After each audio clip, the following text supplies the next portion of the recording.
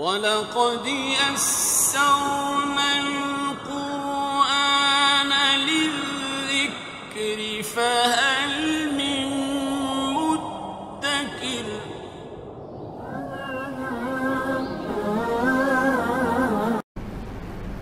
اب ہر بندہ اللہ سے تقاضا کرے کہ نہیں، میں اس وقت تک ایمان نہیں لاؤں گا جب تک میرا من پسند معجزہ میرے سامنے نہ آئے، جب تک میری بات پوری نہ ہو اس وقت تک میں ایمان نہیں لاؤں گا۔ تو اللہ رب العالمین اس طرح کر کے ہر بندے کے مطالبے پر تو معجزہ دکھانے سے رہے، اور پھر اگر ہر بندہ معجزے کا مطالبہ بھی کرتا ہے، اصل میں یہ جو معجزے کا مطالبہ کرتے ہیں مشرکین، یہ معجزے کا مطالبہ کرنا در حقیقت وہ سمجھنے کے لیے نہیں کر رہے ہوتے۔ اس کی وجہ یہ نہیں ہوتی کہ اب تک جو معجزے اترے ہیں وہ انہیں سمجھ نہیں آ سکے، اصل میں وہ نہ ماننے کے لیے یہ مطالبہ کر رہے ہوتے ہیں، صرف چپ کرانے کے لیے۔ ورنہ اگر انہوں نے ماننا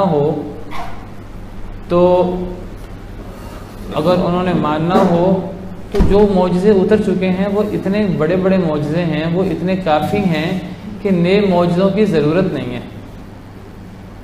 لیکن اس کے باوجود قرآن جیسا معجزہ اتر چکا ہے، اور قرآن ایسا معجزہ ہے جو معجزہ خالدہ ہے،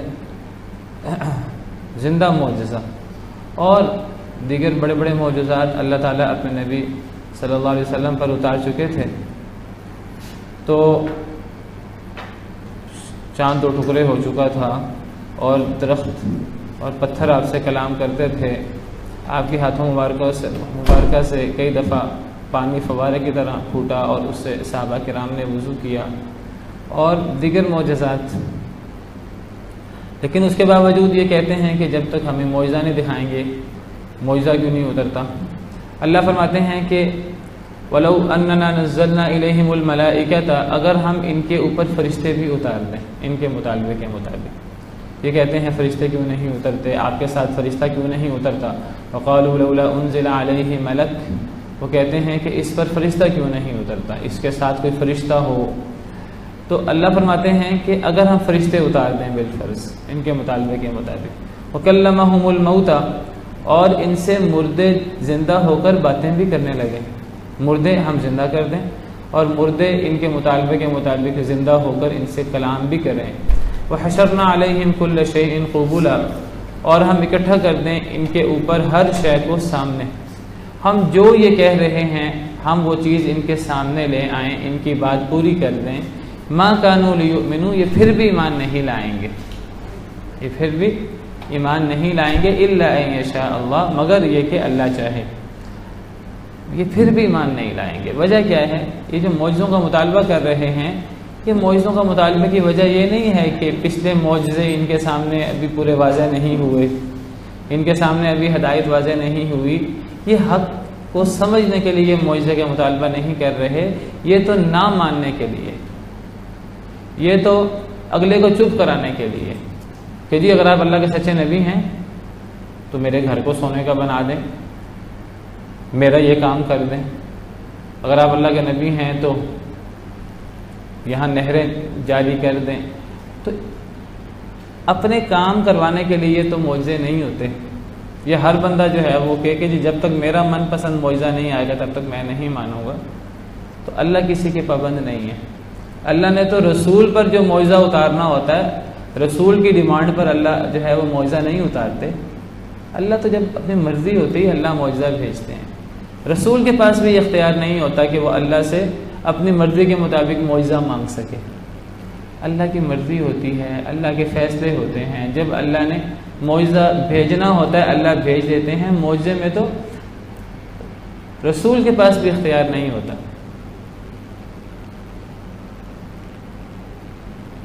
اللہ نے 7ویں پارے میں اس کا ذکر کیا ہے، وَقَالُوا لَوْلَا نُزِّلَ عَلَيْهِ آيَةٌ مِّن رَّبِّهِ، وہ کہتے ہیں کہ اس پر کوئی نشانی کیوں نہیں اترتی۔ یہاں نشانی سے مراد، نشانیاں تو بہت سی اتری تھیں، یا نشانی سے مراد ہے وہ نشانی جو ہم مانگتے ہیں، ہمارے من پسند معجزے۔ اللہ فرماتے ہیں قُلْ إِنَّ اللَّهَ قَادِرٌ عَلَىٰ أَن يُنَزِّلَ آيَةً، اللہ تعالیٰ ہر قسم کی نشانی اتارنے پر قادر ہیں، ولیکن اکثرہم لا یعلمون، لیکن اکثر لوگ جانتے نہیں ہیں۔ نشانی ساری کی ساری اللہ کے پاس ہے، اللہ کے حکم سے ہے۔ ایک اور آیت کریمہ میں اللہ تعالیٰ ان کا اعتراض نقل کرتے ہیں، وَيَقُولُونَ لَوْلَا أُنزِلَ عَلَيْهِ آيَةٌ مِّن رَّبِّهِ، وہ کہتے ہیں کہ اس پر اس کے رب کی طرف سے کوئی معجزہ کیوں نہیں اترتا؟ اللہ اس کا جواب دیتے ہیں، فَقُلْ إِنَّمَا الْغَيْبُ لِلَّهِ، یہ سارے جو معجزے اور غیبی امور ہیں یہ اللہ کے لیے ہیں، یہ میرے اختیار میں بھی نہیں ہے، نبی کے اختیار میں بھی نہیں ہے۔ فَانْتَظِرُوا، تم انتظار کرو، إِنِّي مَعَكُم مِّنَ الْمُنْتَظِرِينَ، میں بھی تمہارے ساتھ انتظار کرتا ہوں۔ یعنی بتایا کہ معجزہ میرے نبی کے اختیار میں بھی نہیں ہے، تو اللہ کے اختیار میں ہے، تو اللہ سے کھیل کے انداز میں، مذاق کے انداز میں معجزوں کا مطالبہ کرنا صحیح ہے ہی نہیں۔ اور پہلے شروع میں اللہ تعالیٰ بعض دفعہ لوگوں کے مطالبے پر معجزہ بھیج دیتے تھے، لیکن جب قوم سمود نے اللہ سے معجزہ مانگا، جی ایسا ایسا معجزہ ہونا چاہیے، اونٹنی ہو، اتنی عمر کی ہو، اس کے ساتھ بچہ ہو، اور وہ اس طرح معجزہ اترے، اللہ نے جیسے انہوں نے تقاضا کیا اللہ نے معجزہ اتار دیا۔ انہوں نے پھر اس کے ساتھ زیادتی کی، ظلم کیا اس اونٹنی کے ساتھ، انہوں نے اس کے پاؤں کاٹ ڈالے، پھر انہوں نے اسے قتل کر دیا۔ تو اللہ نے فرمایا کہ آئندہ ہم لوگوں کے من پسند معجزے بھیجیں گے ہی۔ اللہ فرماتے ہیں وَمَا مَنَعْنَا أَن نُرْسِلَ بِالْآيَاتِ إِلَّا أَن كَذَّبَ بِهَا الْأَوَّلُونَ، ہمیں آئندہ سے من پسند معجزے سے منع کر دیا، کس بات نے؟ کہ پہلے لوگوں نے ان کو جھٹلا دیا معجزوں کو۔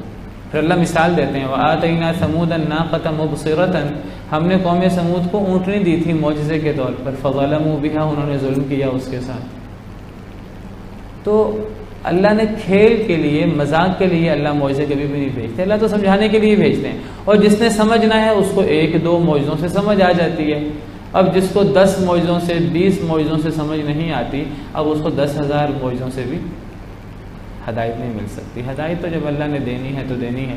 اللہ فرماتے ہیں کہ فرشتے آ جائیں، مردے ان کے سامنے زندہ ہو کر ان سے کلام کرنے لگے ہیں، اللہ ہر شے جو یہ مطالبہ کر رہے ہیں ان کے سامنے اللہ تعالیٰ ہر شے اکٹھی کر دیں، پھر بھی یہ ایمان نہیں لائیں گے۔ اگر اللہ چاہے تو پھر ایمان لا سکتے ہیں، ورنہ نہیں۔ اس کے بعد اللہ تعالیٰ فرماتے ہیں وَإِن تُطِعْ أَكْثَرَ مَنْ فِي الْأَرْضِ يُضِلُّوكَ عَنْ سَبِيلِ اللَّهِ إِن يَتَّبِعُونَ إِلَّا الظَّنَّ وَإِنْ هُمْ إِلَّا يَخْرُصُونَ، کہ اے نبی صلی اللہ علیہ وسلم، آپ نے اللہ کی پیروی کرنی ہے، آپ نے اللہ کو چھوڑ کر ان کی پیروی نہیں کرنی، ان کی خواہش پر نہیں چلنا۔ اگر آپ ان کی خواہش پر چلنے لگیں گے، چلو تھوڑی سی ان کی بات مان لیں، شاید یہ ایمان لے آئیں، اگر آپ نے ان کی بات ماننا شروع کی تو کبھی ان کی باتیں ختم ہی نہیں ہوں گی۔ اللہ نے منع کیا قرآن کریم میں کہ یہود و نصارہ کے نقش قدم پر نہ چلو، یہود و نصارہ کی بات نہ مانو، یہود و نصارہ کو دوست نہ بناؤ۔ اگر تم ان کی رضا چاہتے ہو، وہ تو تم سے کبھی راضی نہیں ہو سکتے، پھر ایک نہیں ماننی پڑیں گی، پھر ان کی 10,000 باتیں ماننی پڑیں گی، راضی پھر بھی نہیں ہوں گے۔ صرف ایک صورت پہ راضی ہوں گے، جب تک تم یہودی یا عیسائی نہ بن جاؤ۔ وَلَن تَرْضَىٰ عَنْكَ الْيَهُودُ وَلَا النَّصَارَىٰ حَتَّىٰ تَتَّبِعَ مِلَّتَهُمْ، جب تک آپ ان کی ملت کی پیروی نہ کریں اس وقت تک وہ آپ سے راضی نہیں ہو سکتے۔ تو یہاں فرمایا وَإِن تُطِعْ أَكْثَرَ مَنْ فِي الْأَرْضِ، اگر آپ زمین کے اکثر لوگوں کی پیروی شروع کر دیں، يُضِلُّوكَ عَنْ سَبِيلِ اللَّهِ، وہ آپ کو اللہ کے راستے سے گمراہ کر دیں گے۔ آپ نے لوگوں کی اطاعت نہیں کرنی، آپ نے کس کی اطاعت کرنی ہے؟ اللہ کی۔ نبی جب اللہ کی اطاعت کے پابند ہیں تو پھر امتی کسی اور کے پابند ہوں گے؟ امتی بھی اسی کے پابند ہوں گے جس کے پابند اللہ کے نبی ہیں صلی اللہ علیہ وسلم۔ نبی کو بھی اجازت نہیں نبی زمین والوں کی پیروی کریں، لوگوں کی پیروی کریں۔ جب نبی اس کے پابند نہیں ہیں اور نبی زمین والوں کی اطاعت نہیں کر سکتے، تو کیا امتی زمین والوں کی اطاعت کر سکتے ہیں؟ امتی کیا کتاب و سنت کو چھوڑ کر امراء کی، حکمرانوں کی، علماء کی ایسی باتیں جو کتاب و سنت سے ٹکرا رہی ہیں ان کی پیروی کر سکتے ہیں؟ ہرگز نہیں کر سکتے۔ اور اگر امراء کی، علماء کی، بزرگوں کی، بڑوں کی باتیں جو کتاب و سنت سے ٹکرا رہی ہیں، اگر ان کو لے لیا جائے جس کو وہ حلال کہہ رہے ہیں ہم حلال کرنا شروع کر دیں، جس کو وہ حرام کہہ رہے ہیں ہم حرام کہنا شروع کر دیں، تو یہ ان کو رب بنانا ہے اللہ کے علاوہ۔ کسی کی حلال کو حلال ماننا، کسی کے حرام کو حرام ماننا، کسی کی ہر بات ماننا، یہ اصل میں اللہ کا حق ہے۔ اگر اللہ کا حق کسی اور کو دے دیا جائے تو گویا کہ اسے اللہ کا شریک کر دیا گیا۔ اور اللہ نے یہود و نصارہ کے بارے میں فرمایا اتخذوا احبارهم ورهبانهم اربابا من دون اللہ، کہ انہوں نے اپنے احبار یہودیوں کے علماء کو کہتے ہیں، اور رہبان عیسائیوں کے علماء کو کہتے ہیں، درویشوں کو، انہوں نے اپنے علماء اور اپنے درویشوں کو اللہ کے علاوہ رب بنا لیا تھا۔ اور اس سے مراد یہی ہے کہ وہ ان کی کتاب و سنت کے علاوہ، اللہ کے حکم کے علاوہ جو باتیں ہیں وہ بھی مانتے تھے۔ پھر اللہ نے ایک بات اور واضح فرمائی کہ ایک تو آپ نے اللہ کے علاوہ کسی کی اطاعت نہیں کرنی، اور اللہ فرماتے ہیں اگر آپ نے اطاعت کر لی زمین کے اکثر لوگوں کی تو آپ کو اللہ کے رستے سے گمراہ کر دیں گے۔ یعنی زمین میں اکثر لوگ کون ہیں؟ زمین کے اکثر لوگ گمراہ ہیں۔ اگر آپ زمین کے اکثر لوگوں کی اطاعت کریں گے، زمین میں رہنے والوں کی، تو وہ آپ کو اللہ کے رستے سے گمراہ کر دیں گے۔ اس میں اس کا رد ہے، ہم بعض دفعہ کہتے ہیں جی اکثریت کی بات مان لو، دیکھو اکثر لوگ کیا کہتے ہیں، اکثر لوگ کس کے پیچھے چل رہے ہیں۔ اکثریت حق کی دلیل نہیں ہوتی، بلکہ پچھلے پارے میں 7ویں پارے میں اللہ نے فرمایا قُلْ لَا يَسْتَوِي الْخَبِيثُ وَالطَّيِّبُ وَلَوْ أَعْجَبَكَ كَثْرَةُ الْخَبِيثِ۔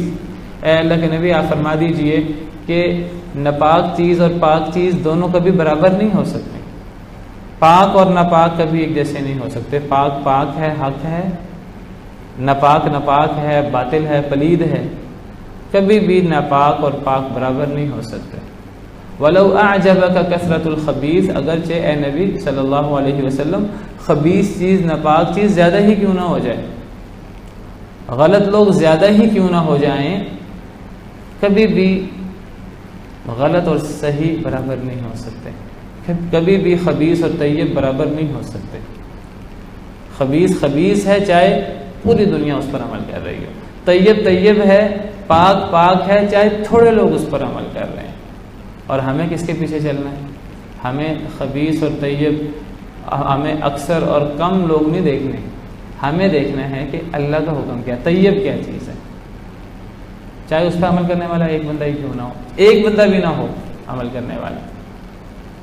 بلکہ قرآن کریم کا مطالعہ کریں تو قرآن کریم تو جگہ جگہ کہتا ہے کہ اکثر لوگ گمراہ ہیں، اکثر لوگ بل اکثرهم لا يعلمون بل اکثرهم لا يعقلون بل اکثرهم لا يشعرون۔ ابلیس نے کہا تھا، اس نے کہا تھا کہ میں آدم اور ان کی اولاد کو گمراہ کرنے کی کوشش کروں گا، اور ابلیس نے کہا تھا کہ اکثر لوگ جو ہیں ولا تجد اکثرهم شاکرین، اے اللہ آپ ان بنی آدم کے اکثر لوگوں کو شکر گزار نہیں پائیں گے۔ اور ابلیس نے کہا تھا الا عبادک منهم المخلصین، اے اللہ ہاں آپ کے تھوڑے مخلص بندے وہ میرے داؤ میں اور میرے دھوکے میں نہیں آئیں گے، لیکن زیادہ لوگ میرے دھوکے میں آ جائیں گے۔ اور اللہ قرآن کریم میں جگہ جگہ فرماتے ہیں کہ تھوڑے لوگ نیک ہیں، وقلیل من عبادی الشکور، اللہ فرماتے ہیں کہ میرے بندوں میں سے تھوڑے شکر گزار ہیں۔ اور اللہ فرماتے ہیں کہ اکثر لوگ جو کاروبار میں شراکت کر لیتے ہیں، معاملات میں اپنی شراکت کر لیتے ہیں، تو اکثر شریک ایک دوسرے پر زیادتی کرتے ہیں، ایک دوسرے کا حق مارتے ہیں۔ وَإِنَّ كَثِيرًا مِّنَ الْخُلَطَاءِ لَيَبْغِي بَعْضُهُمْ عَلَى بَعْضٍ إِلَّا الَّذِينَ آمَنُوا وَعَمِلُوا الصَّالِحَاتِ۔ اللہ فرماتے ہیں اکثر شرکاء ایک دوسرے پر زیادتی کرتے ہیں سوائے ایمان والوں کے، جو ایمان اللہ پر ایمان لاتے ہوئے وہ زیادتی نہیں کرتے۔ پھر اللہ تبصرہ کرتے ہیں وَقَلِيلٌ مَّا هُمْ، اور وہ کتنے تھوڑے لوگ ہیں کہ جو کاروبار میں شراکت بھی ہوتی ہے اور پھر ظلم نہیں ہوتا، پھر زیادتی ایک دوسرے پر نہیں ہوتی، اللہ سے ڈرتے ہوئے وہ شراکت کے باوجود وہ زیادتی نہیں کرتے اپنے شریک پر۔ لیکن اللہ فرماتے ہیں وَقَلِيلٌ مَّا هُمْ، یہ کتنے تھوڑے ہیں۔ سیدنا عمر رضی اللہ عنہ ایک دفعہ کہیں سے گزر رہے تھے، انہوں نے ایک آدمی کو دعا کرتے ہوئے سنا، وہ آدمی دعا کر رہا تھا اللہم اجعلنی من القلیل، اے اللہ مجھے تھوڑے لوگوں میں کر دے۔ حضرت عمر کہنے لگے اس شخص سے کہ تم کیا دعا کر رہے ہو، اس دعا کا کیا مطلب ہوا؟ مجھے تو کوئی سمجھ نہیں آئی اس دعا کا کیا مطلب ہے، مجھے تھوڑے لوگوں میں اے اللہ کر دے۔ وہ کہنے لگا حضرت میں نے قرآن کریم پڑھا ہے، میں قرآن کریم پڑھتا ہوں، احادیث کا مطالعہ کرتا ہوں، مجھے جگہ جگہ اکثریت کے بارے میں ملتا ہے، اکثریت گمراہ ہیں، فاسق ہیں، فاجر ہیں اور عقل نہیں کرتے، بے وقوف ہیں، اللہ کے نافرمان ہیں، مجھے یہ ملتا ہے اکثریت کے بارے میں۔ اور جب میں تھوڑے لوگوں کے بارے میں پڑھتا ہوں، مجھے تھوڑے لوگوں کے بارے میں قرآن کریم میں کئی مقامات پر اچھی باتیں ملتی ہیں۔ تھوڑے لوگ شکر گزار ہیں، تھوڑے لوگ مومن ہیں، تھوڑے لوگ اللہ کے ساتھ خالص ہیں اور خلوص کے ساتھ اللہ کی عبادت کرتے ہیں، تھوڑے لوگ شیطان کے داؤ میں نہیں آئیں گے۔ تو مجھے تھوڑے لوگ قرآن کریم میں وہ میں پڑھوں تو مجھے زیادہ لوگوں کی بنسبت بہتر نظر آتے ہیں۔ تو میں اللہ سے یہ دعا کر رہا ہوں، اللہ مجھے ان تھوڑے لوگوں میں شامل کر دے جو نیک ہیں، جو عبادت گزار ہیں، جو شیطان کے داؤ میں جو نہیں آتے۔ تو میں اصل میں جو دعا کر رہا ہوں، اللہ مجھے تھوڑے لوگوں میں کر دے، میری تھوڑے سے مراد وہ نیک لوگ ہیں۔ تو حضرت عمر کہنے لگے کہ سارے ہی لوگ جو ہیں وہ فقیہ ہیں، سارے ہی لوگ جو ہیں وہ عالم ہیں سوائے عمر کے۔ عمر کو ہی نہیں پتہ، باقی سب کو پتہ ہے۔ تعریف کی حضرت عمر نے اس بندے کی کہ کیا اس نے زبردست دعا کی ہے۔ حضرت عمر کو بھی شروع میں سمجھ نہیں آئی۔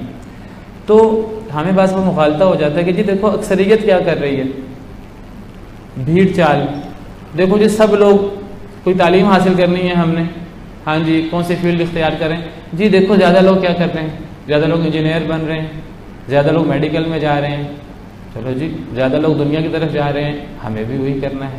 زیادہ لوگ جو ہے وہ موسیقی، اللہ کی نافرمانی اور ہمارے دین کے خلاف چل رہے ہیں، تو ہم زیادہ لوگوں کے پیچھے ہم چلتے ہیں۔ اور ہمیں پتہ ہے کہ اللہ کا حکم کیا ہے، نبی صلی اللہ علیہ وسلم کا فرمان کیا ہے، نبی کریم صلی اللہ علیہ وسلم کی سنت کیا ہے، لیکن چونکہ زیادہ لوگ اس سنت کے خلاف چل رہے ہیں، ہمیں ہمت نہیں ہوتی کہ ہم وہ نبی صلی اللہ علیہ وسلم کی سنت کو اپنائیں، اللہ کے حکم کو اپنائیں۔ اس لیے نہیں ہوتی کہ لوگ ہمیں فنڈامنٹلسٹ کہیں گے، لوگ ہمیں بنیاد پرست کہیں گے، لوگ ہمیں مولوی کہیں گے، لوگ ہمیں برا بھلا کہیں گے، لوگ ہمیں بے وقوف کہیں گے۔ لوگوں کے پیچھے لگ کر اگر ہم نے اللہ کو ناراض کرنا ہے، یہ تو کوئی عقل مندی نہ ہوئی۔ تو انسان کا کام کیا ہے کہ انسان حق کی پیروی کرے، چاہے وہ حق کے پیروکار تھوڑے لوگ ہوں۔ انسان یہ نہ دیکھے زیادہ لوگ کدھر ہیں، تھوڑے لوگ کدھر ہیں۔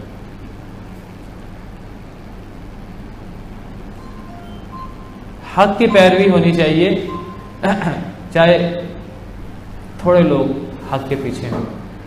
اور آپ کو میں عرض کروں کہ اگر آپ حق پر ہیں، چاہے حق پر عمل کرنے والے تھوڑے ہیں، تو گویا کہ آپ جماعت ہیں۔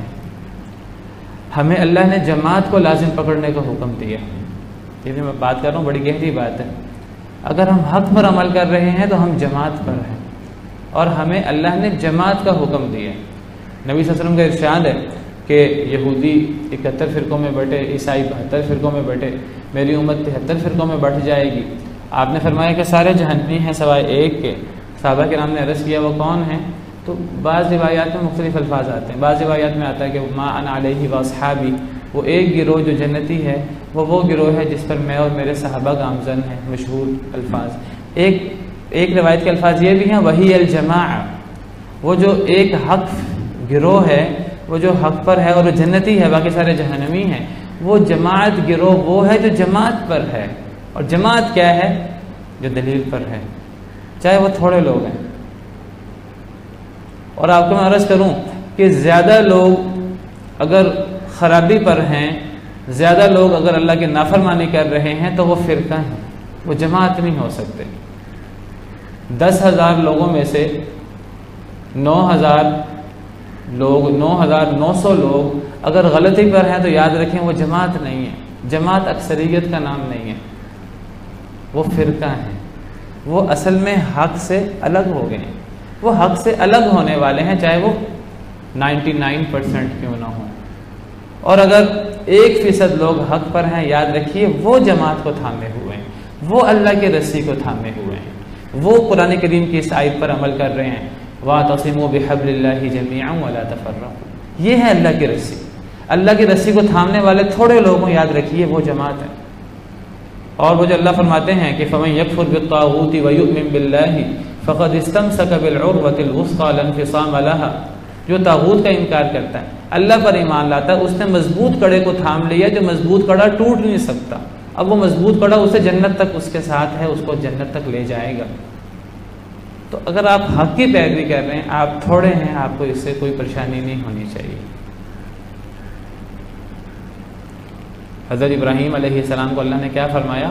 ان ابراہیم کان امۃ قانتا للہ حنیفا، اکیلے ہی تھے جنہوں نے توحید کی بات کی، جنہوں نے توحید کا علم بلند کیا۔ اللہ نے کیا فرمایا؟ اللہ نے یہ نہیں فرمایا اکیلے تھے، اللہ نے فرمایا پوری جماعت تھے، پوری امت تھے۔ ان ابراہیم کان امہ، وہ ایک امت تھے اکیلے ہی، پوری جماعت جو ہے وہ سارے لوگ، وہ اب ان کی کوئی حیثیت نہیں اللہ کے نزدیک، چاہے وہ حضرت ابراہیم کے علاوہ سارے دوسری طرف ہوں۔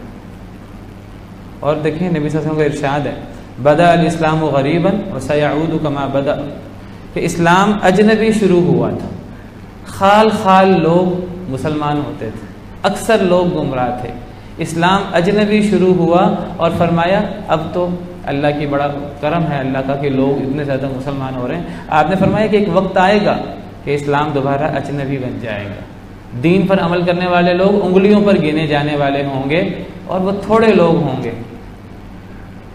وَسَيَعُودُ كَمَا بَدَأَ، پھر آپ نے کیا فرمایا؟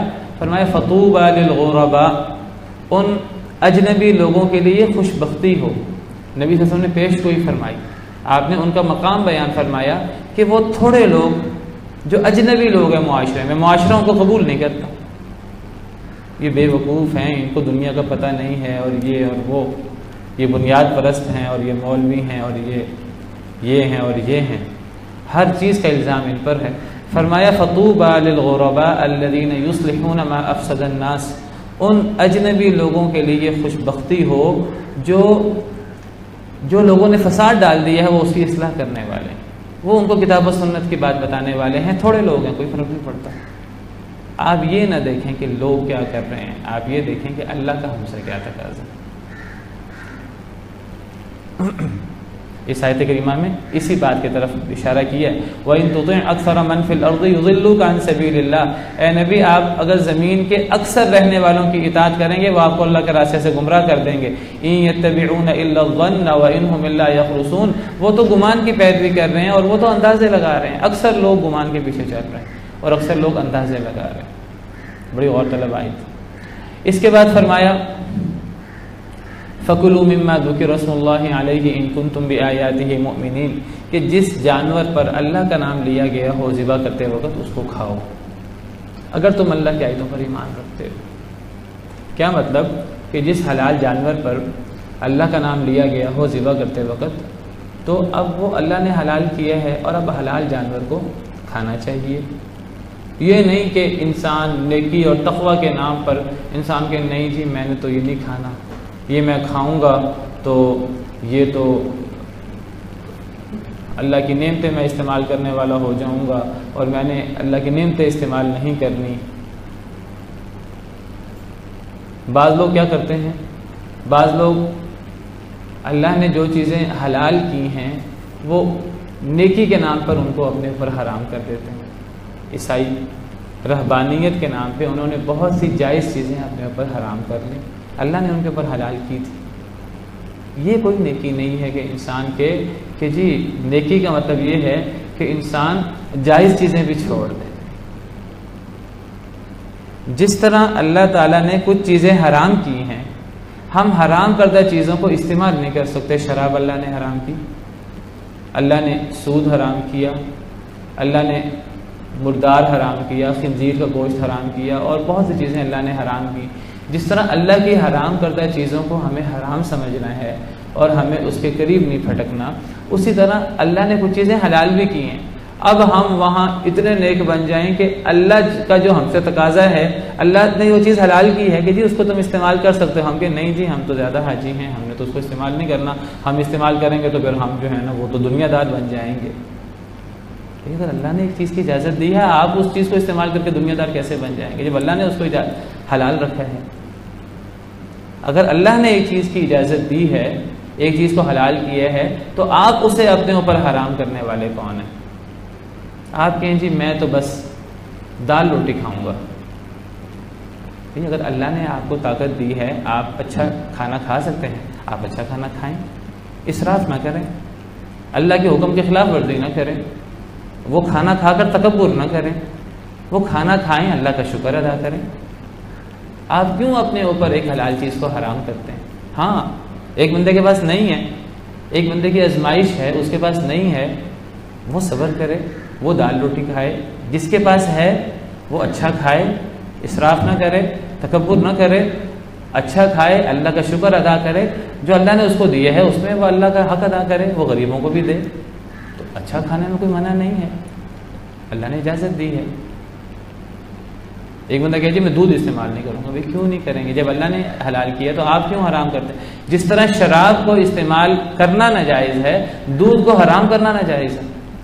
اللہ کے حرام کردہ چیز کو حلال کرنا جائز نہیں، تو اللہ کی حلال کردہ چیز کو بھی حرام کرنا جائز نہیں۔ ایک جانور ہے اللہ نے حلال کیا ہے، آپ نے اس پر اللہ کا نام، اگر آپ اللہ کا نام نہیں پڑھا اس کے اوپر، غیر اللہ کا نام پڑھا ہے، حرام ہے، ٹھیک ہے، اس کو نہیں کھانا چاہیے، وہ تو فسق ہے۔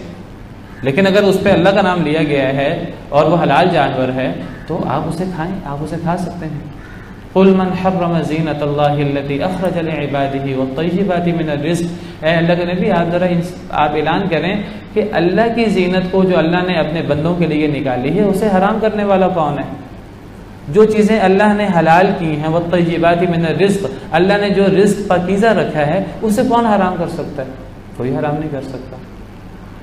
اور جو دینداری کے نام پر ان چیزوں کو حرام کرتے ہیں، جس طرح شراب پینے والے گناہگار ہیں اور زنا کرنے والے گناہگار ہیں، سور کا گوشت کھانے والے گناہگار ہیں، اللہ کی حلال کردہ چیز کو اپنے اوپر حرام کرنے والے گناہگار ہیں۔ اللہ نے حلال کیا تو آپ بھی کھائیں۔ 7ویں پارے میں، پچھلے پارے میں اللہ فرماتے ہیں یا ایھا الذین آمنوا لا تحرموا طیبات ما احل اللہ لکم ولا تعتدوا۔ اے ایمان والو، جو اللہ نے تمہارے لیے چیزیں حلال کی انہیں اپنے اوپر حرام نہ کرو، ولا تعتدوا، زیادتی نہ کرو، یہ زیادتی ہے۔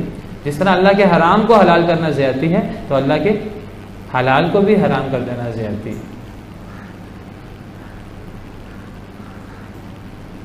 اب جو لوگ کہتے ہیں کہ جی ہم پوری رات سوئیں گے نہیں، اللہ نے سونے کو حلال کیا ہے، آپ کیوں نہیں پوری رات سوئیں گے؟ ہاں رات سوئیں بھی اور رات عبادت بھی کریں سنت کے مطابق۔ کوئی بندہ کہ جی میں شادی نہیں کروں گا، شادی کرنے سے انسان جو ہے نا وہ دنیا داری میں مبتلا ہو جاتا ہے، بیوی بچے اور خواہشات ان کی، اور ان میں مبتلا ہو جاتا ہے۔ نبی صلی اللہ علیہ وسلم نے کیا فرمایا؟ فمن رغب عن سنتی فلیس منی، جو میری سنت سے بے رغبتی کرتا ہے اس کا پھر مجھ سے کوئی تعلق نہیں ہے۔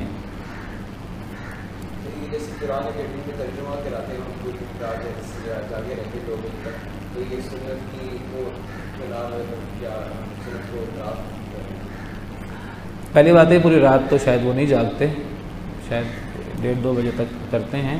اصل میں مستقل طور پر رات کو سونا نہیں اور پوری رات جاگنا یہ صحیح نہیں ہے۔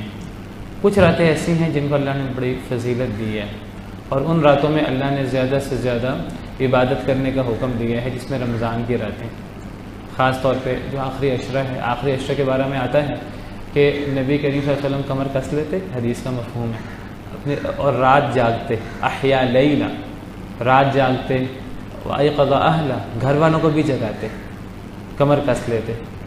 تو اگر رمضان کے راتوں میں خاص عبادت ہو سکتی ہے جو عام راتوں میں انسان نہیں کر رہا، رمضان کے راتوں میں خاص عبادت کر کے انسان عام دنوں کی راتوں کو بھی انسان جو ہے اس سال کے باقی ایام میں ان میں بھی قیام اللیل کا عادی بن جائے، ان میں چاہے تھوڑا ہو، رمضان میں انسان کو عام روٹین سے عبادت بڑھا لینے میں کوئی حرج نہیں ہے، کیونکہ رمضان کے دن اور رمضان کی راتیں خاص راتیں ہیں، ان میں اللہ کی طرف سے وہ رحمتیں اور وہ نعمتوں کا نزول ہوتا ہے، اور اللہ ہر رات بہت سارے لوگوں کو جہنم سے نجات دیتے ہیں، ہر رات۔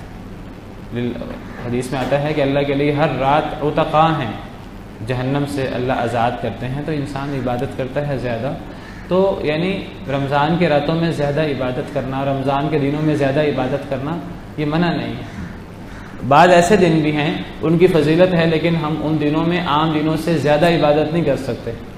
جمعہ کا دن ہے، جمعہ کے دن کا ہم خاص روزہ رکھیں، منع کیا گیا ہے، حالانکہ وہ افضل دن ہے۔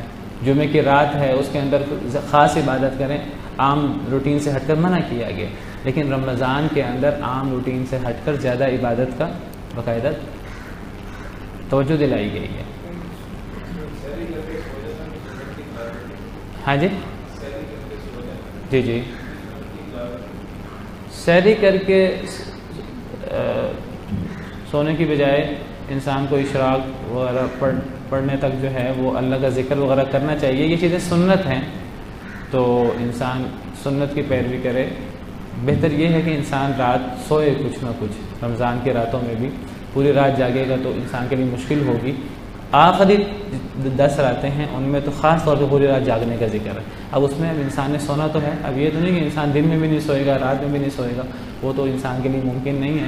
اس میں پھر انسان دن کے وقت کچھ سونے کی کوشش کرے گا.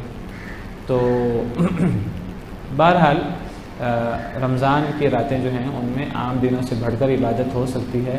اور ایک بندہ رمضان کی راتوں میں زیادہ جاگتا ہے یا رات کم سوتا ہے تو اس پہ ہم یہ نہیں کہہ سکتے کہ سنت کی خلاف ورزی کر رہا ہے. ہاں ایک بندہ جو ہے وہ پورے سال یہی کام کرتا ہے تو اس کو ہم کہیں گے کہ یہ سنت کی خلاف ورزی ہے. اور جو حدیث ہے وہ حدیث اس شخص کے بارے میں ہے کہ ایک صحابی نے کہا تھا میں رات سوؤں گا نہیں.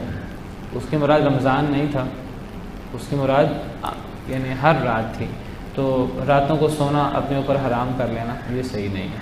لیکن رمضان کی راتیں ہوں کوئی خاص, انسان حج پہ گیا ہوا ہے, اب انسان کہتا ہے حج کی راتیں ہیں 3-4 راتیں ہیں, اب راتوں کو جتنا زیادہ فائدہ اٹھا لوں, انسان جتنی عبادت کرے اتنا بہتر ہے.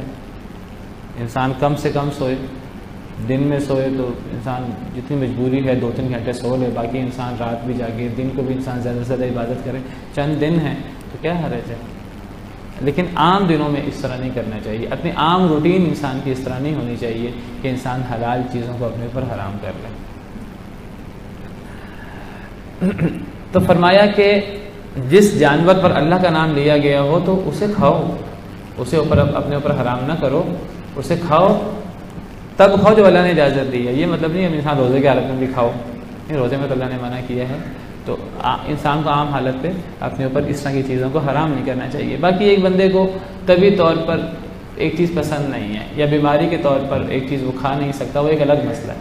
لیکن ایک بندہ کہے کہ نہیں جی یہ تو عیش ہے, میں نے عیش نہیں کرنی, نہیں. اگر انسان اسراف سے بچتے ہوئے انسان کو اگر اللہ نے جو ہے وہ آسائش دی ہے تو انسان جو ہے وہ اما بنعمت ربک فحدث, اپنے رب کی نعمت کو بیان کرو.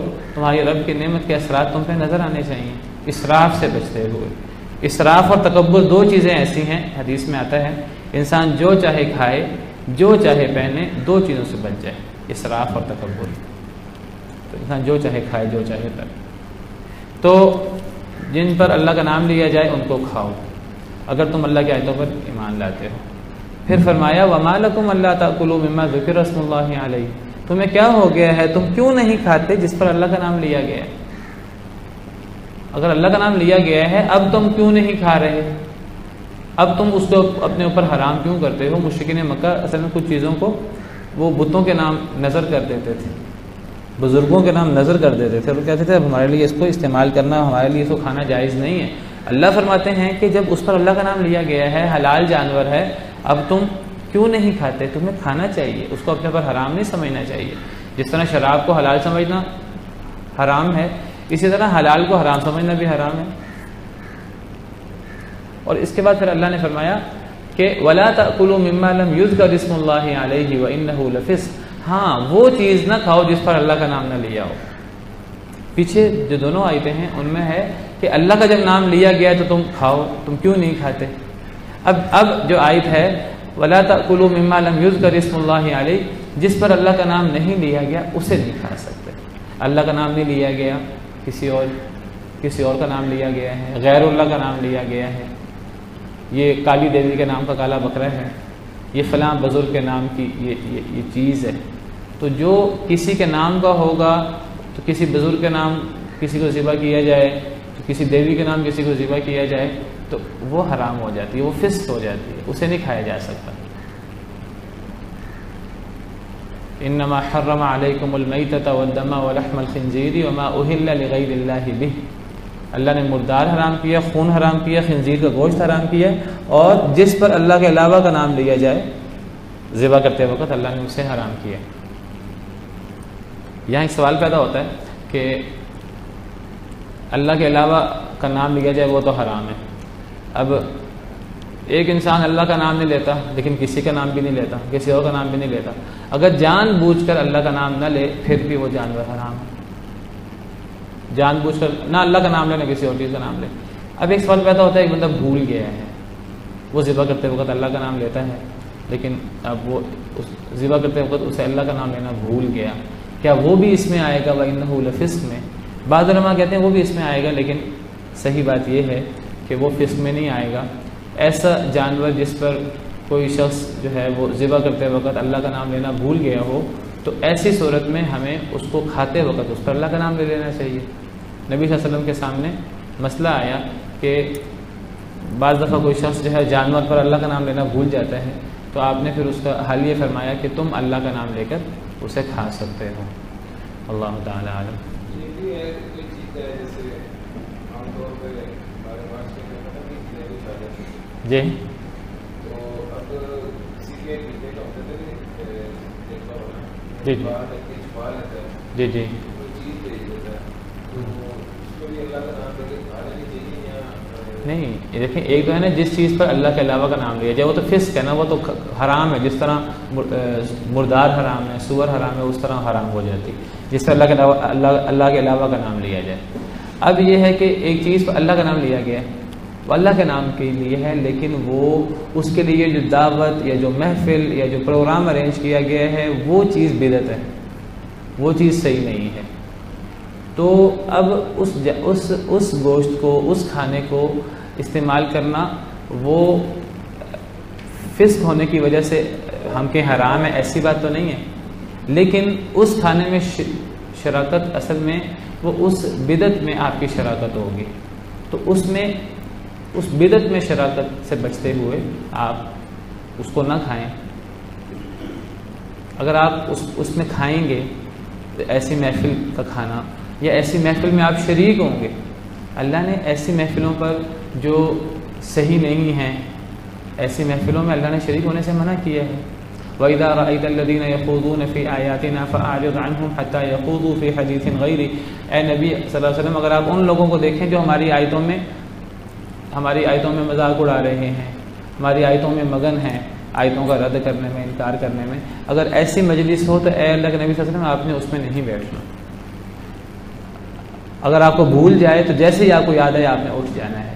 تو ایسی محفلوں میں جو محفل جو ہے وہ بدعت کی محفل ہے، مثال کے طور پر کل ہوتا ہے، تیجا ہوتا ہے، ساتہ اور 40واں اور عرس اور جو اس قسم کے ہمارے ہاں بہت ساری محفلیں ہیں، ختم قرآن اور اس قسم کے ہمارے ہاں جو ہے وہ ختم اور اس قسم کی جو ہمارے ہاں محفلیں ہوتی ہیں، تو اب یہ محفلیں ایسی ہیں کہ نبی کریم صلی اللہ علیہ وسلم کے دور میں، صحابہ کرام کے دور میں، تابعین کے دور میں، ائمہ کرام کے دور میں یہ محفلیں نہیں تھیں اس قسم کی۔ تو اب اس قسم کی محفلوں میں ہماری شرکت ہی صحیح نہیں ہے۔ اگر ہم شرکت کریں گے گویا کہ ہم بھی، اللہ تعالیٰ فرماتے ہیں اگر تم اس قسم کی مجلسوں میں شریک ہوئے اور تم نہ اٹھے اس قسم کی مجلسوں سے، انکم اذا مثلہم، تم اس وقت انہی کی طرح ہوگے، چاہے ہمارا وہ موقف ہو نہ ہو، اگر ہم بیٹھے رہے ایسے مجلسوں میں گویا کہ ہم اس مجلس میں شمار ہوں گے۔ اسی طرح اس مجلس کا کھانا اور اس مجلس کی چیزیں استعمال کرنا وہ بھی اسی حکم میں آئے گا۔ آپ کہیں کہ جی مجلس صحیح نہیں ہے، لیکن آپ اس میں بیٹھ جائیں، آپ اس کے اندر خوشی سے شریک ہوں، اس کے کھانے آپ کھائیں مزے لے لے کر، تو یہ تو گویا کہ آپ اسی مجلس کی تائید کر رہے ہیں۔ ہاں جی ہاں جی، آپ پوچھیں کہ کھانا کس چیز کا ہے، یہ کھانا کل کا ہے، تیجے کا ہے، ساتے کا ہے، عرس کا ہے، کس کا ہے؟ اگر اس کا ہے تو آپ کہیں گے یہ چیزیں صحیح نہیں ہیں۔ اگر ان چیزوں میں ہم شریک ہوں گے، ہم کھانا کھا لیں گے گویا کہ ہم اس میں شرکت کر رہے ہیں، ہم اس کو ترویج دے رہے ہیں۔ ہم نے تو ان چیزوں کو نہ تو ترویج دینی ہے نہ ان میں شرکت کرنی، بلکہ ہم نے تو لوگوں کو ان سے روکنا ہے کہ یہ چیز صحیح نہیں ہے، آپ بھی اس سے بچیں۔ اگر ہم خود کھانے کھائیں گے اس کے لوگوں کو کیسے روکیں گے؟ لوگ کہیں گے آپ کے پاس ہم لائے تھے کھانا، آپ نے تو مزے لے لے کے کھا لیا تھا، ہمیں آپ کس چیز سے روک رہے ہیں؟ تو یہ تو اس میں شرکت والی بات ہو جائے گی۔ میں یہ کہتا ہوں کہ وہ فسق والا حرام نہیں ہوگا کہ اس پہ غیر اللہ کا نام لیا گیا ہے، وہ تو ایسا حرام ہو جاتا ہے جیسے کہ سور کا گوشت یا حرام چیز، لیکن وہ چیز اب بدعت کے حکم میں ہوگی، بدعت میں بھی شرکت صحیح نہیں ہے۔ مگر لوگوں سے رشتے بڑھانے کی اس طرح کے رشتے بالکل ختم ہو جائیں گے اگر ہم کسی کیس میں نہیں جاتے, کسی کے شریک نہیں ہوتے جی پھول وغیرہ پہ, تو پھر آپ کی جن کا تھا مجھے برا رہے گا کہ یہ بہت ہی کر کے یہ کیوں نہیں آیا, تو اس پہ پھر کیا؟ اگر ہم نے رشتے اس طرح کر کے بڑھانے ہیں تو اسلام کے شروع میں جو لوگ مسلمان ہوئے, اب مسلمان بھائی اور کافر اب دونوں کے آپس کے جو ہے نا تعلق تو ختم ہو جاتے تھے, اور جو اسلام لانے کے بعد بھی تعلق باقی رکھے اپنا, تو اللہ تعالیٰ فرماتے ہیں یا ایھا الذین آمنوا لا تتخذوا آباءکم واخوانکم اولیاء ان استحبوا الکفر علی الایمان, اے ایمان والو اپنے باپوں کو اور اپنے بھائیوں کو دوست نہ بناؤ اگر وہ ایمان پر کفر کو ترجیح دیں. اگر تم مسلمان ہو گئے ہو, تمہارے باپ تمہارے بھائی کافر ہیں اور وہ کفر کو ترجیح دیتے ہیں اسلام پر, تو تم ان سے دوستی نہیں کر سکتے, تم ان سے راہ و رسم نہیں بڑھا سکتے. اور بلکہ اللہ نے نیک لوگوں کی صفت بیان کی ہے کہ نیک لوگ وہ ہیں کہ جو لوگ اللہ اور اللہ کے رسول کی خلاف ورزی کرتے ہیں, برا بھلا کہتے ہیں, ان کو گالیاں نکالتے ہیں, تو مسلمان لوگ ایسے لوگوں سے محبت نہیں رکھتے, ایسے لوگوں سے راہ و رسم نہیں رکھتے.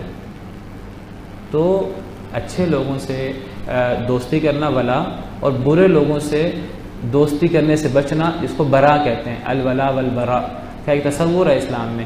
تو انسان کو اچھے لوگوں کے ساتھ بیٹھنا چاہیے اور برے لوگوں کے ساتھ انسان کو راہ و رسم نہیں رکھنی.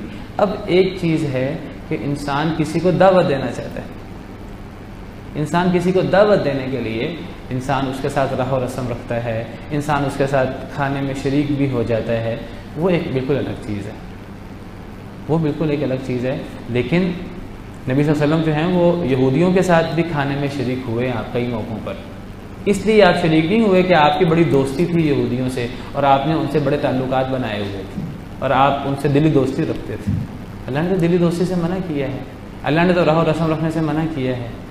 لیکن آپ اصل میں ان سے رابطہ اس لیے رکھتے تھے کہ انہیں دعوت دینے کے لیے, اخلاق سے انہیں قائل کرنے کے لیے, انہیں اسلام کی طرف لانے کے لیے. آپ تیمارداری کرنے جاتے تھے, آپ ایک یہودی بچہ اس کی تیمارداری کرنے کے لیے گئے, وہ کبھی کبھی نبی صلی اللہ علیہ وسلم کی خدمت میں آ جاتا تھا, تیمارداری کرنے گئے تو وہ بالکل آخری دموں پر تھا. آپ نے اس سے کہا بیٹا کلمہ پڑھ لو. اس نے باپ کی طرف دیکھا, باپ بھی یہودی تھا, کہنے لگا کہ دیکھ لو جو محمد کہہ رہے ہیں بات مان لو. اس نے کلمہ پڑھ لیا, آپ بڑے خوش ہوئے. تیمارداری کرنے گئے آپ, ممکن ہے آپ کے اس عمل کی وجہ سے یہ اثر ہو, اس نے کلمہ پڑھ لیا. تو یہ رابطہ رکھنا چاہیے حسن خلق کا اور اس قسم کا. لیکن وہ رابطہ دوستی اور دلی دوستی اور اس وجہ سے نہیں ہونا چاہیے کہ جی ہوٹلنگ ہو رہی ہے ایسے لوگوں کے ساتھ, اور جو ہے وہ ایسے لوگوں کے ساتھ یاریاں اور دوستیاں اور گپیں چل رہی ہیں. یہ چیزیں صحیح نہیں, دلی دوستی صحیح نہیں ہے. ویسے ظاہری قسم کے تعلقات اور تبلیغ کے لیے اس قسم کے معاملات ان کے ساتھ کیے جا سکتے ہیں.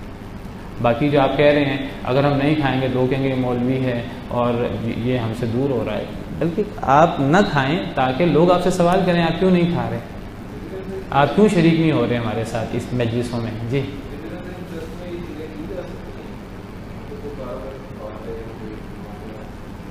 بس ظاہری معاملات کی حد تک یہ معاملات کر سکتے ہیں, ظاہری معاملات کی حد تک لین دین بھی ہو سکتا ہے, کاروبار ہو سکتا ہے. یہودیوں سے نبی صلی اللہ علیہ وسلم نے لین دین بھی کیا ہے, قرض کے معاملات بھی آپ نے کیے ہیں. لیکن دیکھیے قرآن کریم نے جو کہا نا کہ یہودی عیسائیوں کو دوست نہ بناؤ, دوست نہ بنانے سے مراد کیا ہے, اس کی وضاحت اصل میں سورہ آل عمران کی آیت میں ہے, یا ایھا الذین آمنوا لا تتخذوا بطانۃ من دونکم. اکثر آیات میں تو اولیاء کا لفظ ہے, دوست. دوستی میں تو یہ بزنس کے معاملات بھی آ جائیں گے, ظاہری معاملات بھی آ جائیں گے, لیکن وہاں لفظ ہے بطانۃ من دونکم, اپنے علاوہ لوگوں سے. بطانہ کہتے ہیں اندر کی چیز, ایک ظاہر ہوتا ہے ایک بطن ہوتا ہے, بطن کہتے ہیں اندر کی چیز کو, یعنی دلی معاملات ان لوگوں کے ساتھ نہیں ہونے چاہیے. ان لوگوں کے ساتھ جو محبت ہوتی ہے نا اللہ کے لیے, آپ اس میں مسلمان سے محبت کرتا ہے, وہ محبت کافر سے کبھی بھی نہیں ہو سکتی. اشداء علی الکفار رحماء بینہم, صحابہ کرام کی کیا صفت بیان ہوئی ہے کہ کافروں پر سخت تھے اور آپس میں رحم دل تھے. تو وہ ان کی رحم اور نرمی اور محبت آپس میں ہوتی ہے. کافروں کے لیے وہ سخت ہوتے ہیں, لیکن سخت کا مطلب یہ نہیں ہے کہ اب ان کے ساتھ ہمیشہ بد سلوکی کرنی ہے, بد اخلاقی کرنی ہے. یعنی رویہ ہمارا فرم ہوگا, ظاہری حد تک معاملات رکھیں گے ان کے ساتھ, دلی معاملات ان کے ساتھ نہیں ہوں گے. جیسے میں نے کہا ہوٹلنگ ہو رہی ہے جی, گپے لگ رہی ہیں، کہہ کے لگ رہے ہیں، یہ والا معاملہ نہیں ہوگا۔ دعوت کی غرض سے وہ کاروباری ڈیلنگ، اس قسم کے ظاہری معاملات ہو سکتے ہیں، نبی صلی اللہ علیہ وسلم نے بھی رکھے ہیں۔ اس کے بعد فرمایا کہ فَمَن يُرِدِ اللَّهُ أَن يَهْدِيَهُ يَشْرَحْ صَدْرَهُ لِلْإِسْلَامِ وَمَن يُرِدْ أَن يُضِلَّهُ يَجْعَلْ صَدْرَهُ ضَيِّقًا حَرَجًا كَأَنَّمَا يَصَّعَّدُ فِي السَّمَاءِ۔ اللہ جس کو ہدایت دینے کا ارادہ کرتے ہیں تو اللہ اس کے سینے کو اسلام کے لیے کھول دیتے ہیں۔ پھر فرمایا وَمَن يُرِدْ أَن يُضِلَّهُ، اور جسے اللہ گمراہ کرنے کا ارادہ کرے يَجْعَلْ صَدْرَهُ ضَيِّقًا حَرَجًا، اللہ اس کے سینے کو تنگ کر دیتے ہیں۔ كَأَنَّمَا يَصَّعَّدُ فِي السَّمَاءِ، گویا کہ وہ آسمان میں چڑھ رہا ہے۔ كَذَلِكَ يَجْعَلُ اللَّهُ الرِّجْسَ عَلَى الَّذِينَ لَا يُؤْمِنُونَ، اسی طرح اللہ پلیدگی ڈال دیتے ہیں ان لوگوں میں جو ایمان نہیں لاتے۔ جو ایمان نہیں لاتے اللہ ان پر پلیدگی ڈال دیتے ہیں، اللہ ان کے سینے کو تنگ کر دیتے ہیں، ان کے لیے ایمان قبول کرنا مشکل ہو جاتا ہے۔ اس سے پتہ لگا ہدایت گمراہی دونوں اللہ کی طرف سے۔ ہدایت ملتی ہے تو اللہ چاہیں تو ہدایت ملتی ہے، اللہ سینے کو کھول دیں گے ہدایت مل جائے گی، اور اگر اللہ سینے کو تنگ کر دیں گے تو پھر انسان ہدایت نہیں حاصل کرے گا، انسان گمراہ ہوگا۔ اب یہاں ایک مشہور سوال پھر قائم ہوتا ہے کہ اگر اللہ ہدایت دیتے ہیں، اللہ گمراہ کرتے ہیں، تو پھر انسان کے لیے جنت، جہنم اور سزا اور جزا کیوں ہے؟ تو اس کا جواب کئی دفعہ جو ہے نا آپ نے سنا بھی ہوگا۔ اس کا اصل میں جواب یہ ہے کہ اللہ تعالیٰ یہ جو جس کا سینہ کھولتے ہیں یا جس کا سینہ تنگ کرتے ہیں، یہ اللہ تعالیٰ ایسے ہی نہیں کرتے تھے۔ اللہ علیم بھی ہیں، حکیم بھی ہیں، اللہ جاننے والے ہیں، حکمت والے ہیں، اللہ کچھ دیکھ کر معاملہ کرتے ہیں۔ اللہ نے کس کے سینے کو کھولنا ہے؟ اللہ اس کے سینے کو کھولتے ہیں جو اپنا سینہ کھولنا چاہتا ہے، جو ہدایت قبول کرنا چاہتا ہے، جس کے دل میں تڑپ ہے کہ میں کوشش کروں، میں پڑھوں دین اسلام کو، اگر حق ہے تو میں قبول کر لوں گا، تو ایسے شخص کے سینے کو اللہ بھی کھول دیتے ہیں۔ اور اللہ کھولتے ہیں تو اس شخص کو ایمان کی دولت نصیب ہو جاتی ہے، اسے سمجھ آ جاتی ہے بات۔ لیکن جو تگدو کرے گا اس کے لیے محنت کرے گا، اللہ اس کے سینے کو کھول دیں گے۔ لیکن ایک بندہ جو ہے وہ اسلام کے لیے تگدو کرتا ہی نہیں، ایک بندہ جو ہے وہ اس انداز سے قرآن کو پڑھتا ہی نہیں، وہ جب بھی قرآن کو پڑھتا ہے وہ ہمیشہ مخالفانہ جذبات کے ساتھ پڑھتا ہے، قرآن میں عیب تلاش کرنے کے لیے وہ دین اسلام کو جب بھی دیکھتا ہے وہ کہتا ہے میں نے اس میں سے ایسے عیب نکالنے ہیں کہ میں لوگوں کو اسلام سے دور کر سکوں۔ تو ایسا بندہ بعض دفعہ لمبا عرصہ قرآن کریم کو پڑھتا رہتا ہے، عیب نکالنے کے لیے اسے ہدایت نصیب نہیں ہوتی، قرآن سے گمراہ ہوتا رہتا ہے۔ یضل بہ کثیرا ویہدی بہ کثیرا۔ تو اصل میں اللہ ہر بندے کے ساتھ وہ معاملہ کرتے ہیں جس طرح وہ بندہ چاہتا ہے۔ اگر ایک بندہ ہدایت حاصل کرنا چاہتا ہے، اللہ اس کے سینے کو اسلام کے لیے کھول دیتے ہیں، اور اگر ایک بندہ ہدایت نہیں حاصل کرنا چاہتا، اب یہ کوئی ایسی چیز نہیں کسی کو گھول کے پلا دی جائے۔ نبی صلی اللہ علیہ وسلم کی شدید خواہش تھی آپ کے چچا مسلمان ہو جائیں، وہ چاہتے ہی نہیں تھے، ابو طالب۔ یہ نہیں تھا کہ وہ چاہتے تھے لیکن اللہ نے انہیں گمراہ کیا ہوا تھا، ایسا نہیں ہوتا۔ اس آیت سے بعض دفعہ دل میں مغالطہ آتا ہے، شاید ایک بندہ چاہتا ہے اب اللہ اسے ہدایت نہیں دے رہے تو اب اس کا کیا قصور ہے، وہ تو جہنم میں جائے گا۔ یہ بات یاد رکھیے، اللہ جس کے سینے کو تنگ کرتے ہیں، جس کے دل پہ اللہ مہر لگاتے ہیں، وہ اصل میں خود ہدایت چاہ بھی نہیں رہا ہوتا۔ اللہ نے ذکر کیا پہلے پارے میں، اللہ نے مہر لگا دی، وہ کفار کے جو بڑے بڑے ائمہ تھے، ابو جہل، ابو لہب، اور یہ جو دین اسلام کے خلاف پیش تھے، ان میں سے کوئی بھی اسلام نہیں چاہتا تھا۔ اب وہ انہوں نے نہیں چاہا تو پھر اللہ نے ان کے دلوں پر مہر لگا دی۔ جو چاہتے ہیں یہ نہیں ہوتا کہ جو ہدایت چاہتا ہو اور اللہ اس کے دل پہ مہر لگا دیں، ایسا نہیں ہوتا۔ اور یہ بھی نہیں ہوتا جو نہ چاہتا ہو اللہ اس کو بدو بدی اس کو اللہ ہدایت دے دیں، ایسے بھی نہیں ہوتا۔ دین میں جبر نہیں ہے، نہ ہمیں جبر کرنے کا ہوگا، نہ اللہ جبر کرتے ہیں۔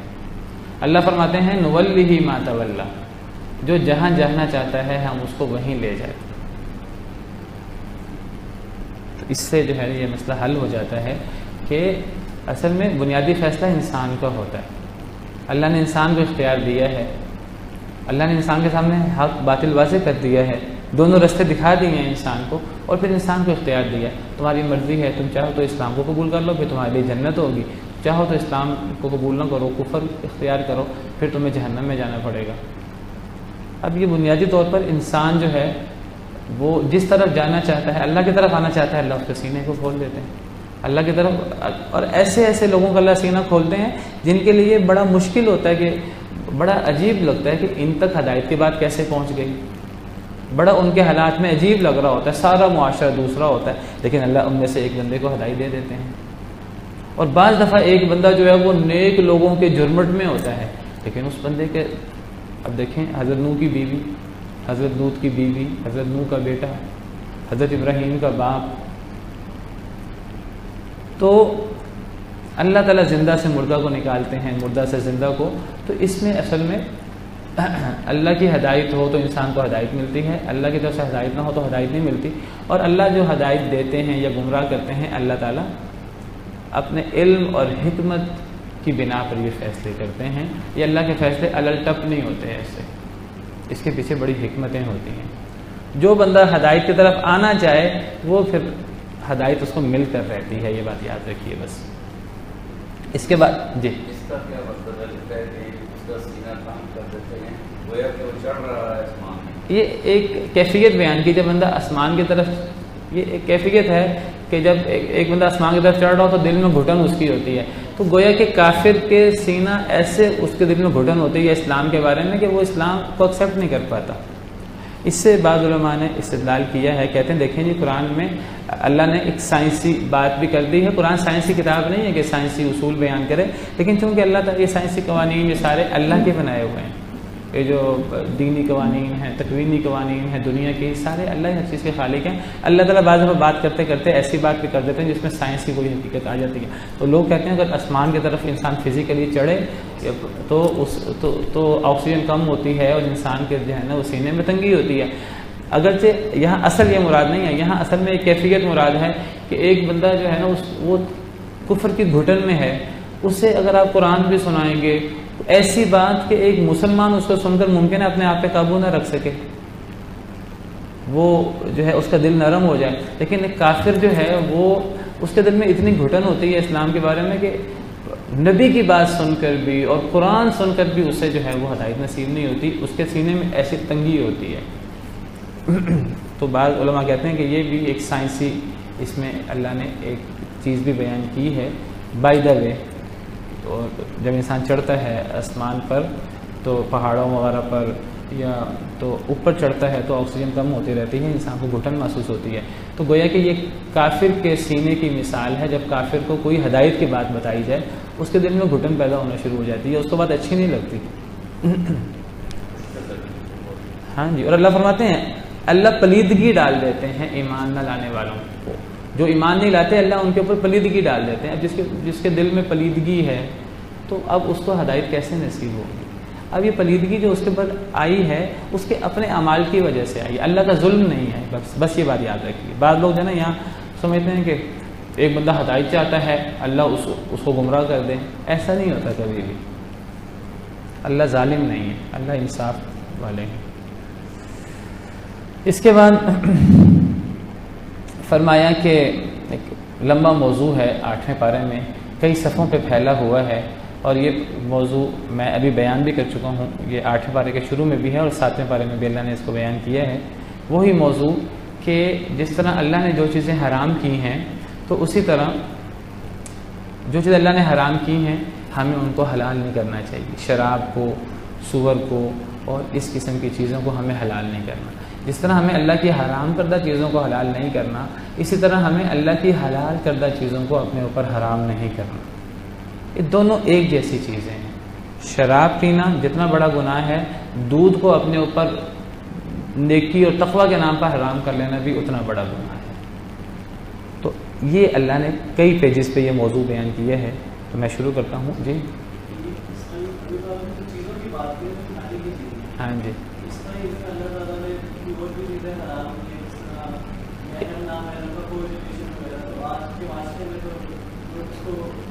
حلال بنایا ہوا، تو وہ چیزیں نہیں ہیں، وہ ہر چیز اس میں آ جاتی ہے.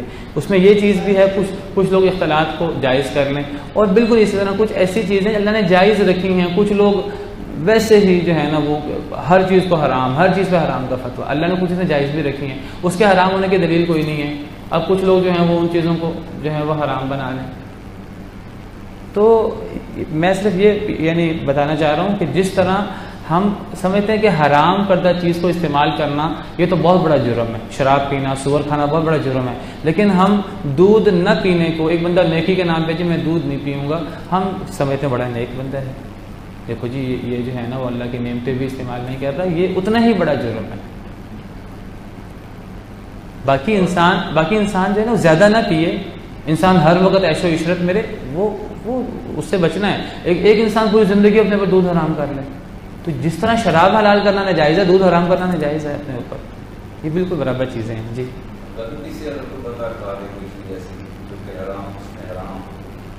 غلطی سے دیکھ جی دیکھیے جی اللہ نے اس امت سے غلطی معاف کر دی ہے.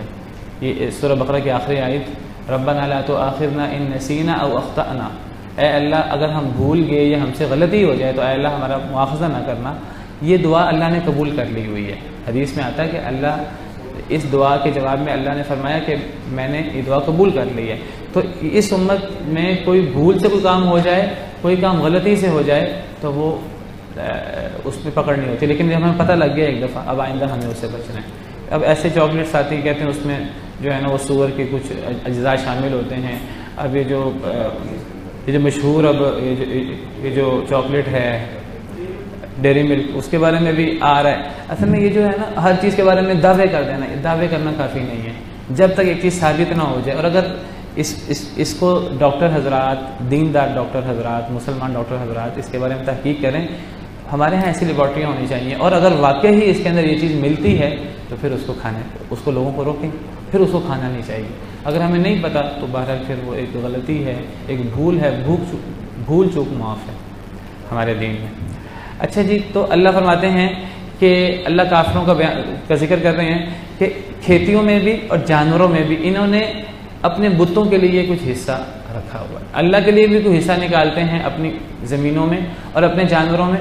وَجَعَلُوا لِلَّهِ، انہوں نے بنایا اللہ کے لیے، مما ذرا، اس سے جو اللہ نے پیدا کیا، من الحرث، کھیتی میں بھی، والانعام، اور جانوروں میں بھی، نصیباً، حصہ. لوگ اللہ کے لیے بھی حصہ نکالتے ہیں کھیتی اور جانور میں.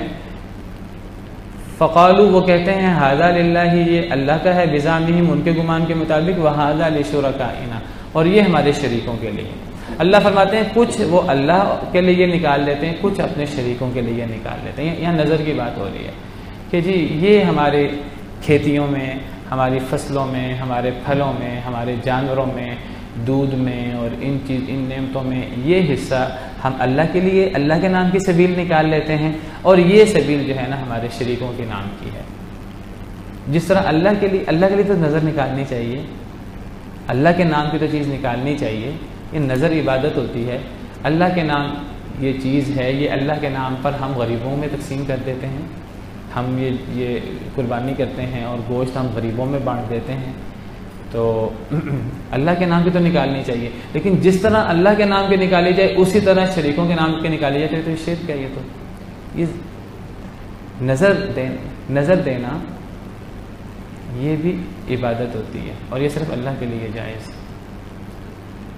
احادیث میں 2 لوگوں کا قصہ ہے. 2 لوگ ایک جگہ سے گزرے، ان کا بت تھا وہاں، تو وہ جو بھی بندہ وہاں سے گزرتا تھا جب تک کوئی چڑھاوا نہیں چڑھاتا تھا اس وقت تک اس کو گزرنے نہیں دیتے تھے.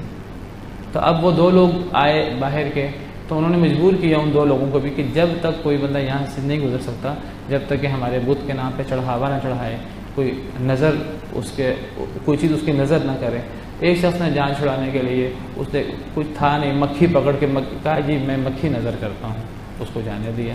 دوسرے بندے نے کہا میں تو اللہ کے علاوہ کسی کے لیے کوئی چیز نظر نہیں کر سکتا، میرے پاس کوئی چیز نہیں ہے، ہو بھی تو میں نہیں کروں گا. تو اس کو قتل کر دیا انہوں نے. تو فرمایا جس نے مکھی نظر کی تھی وہ جہنم میں گیا، اور جسے انہوں نے قتل کر دیا، شہید کر دیا، وہ جنت میں گیا سیدھا. یعنی مکھی جتنی چھوٹی سی چیز بھی اگر غیر اللہ کے نام نظر کی جائے تو یہ شرک ہے، اور شرک تو اللہ کے ہاں ناقابل معافی ہے. انہ من یشرک باللہ فقد حرم اللہ علیہ الجنہ، جو اللہ کے ساتھ شرک کرتا ہے اللہ نے اس پہ جنت حرام کر دی ہے۔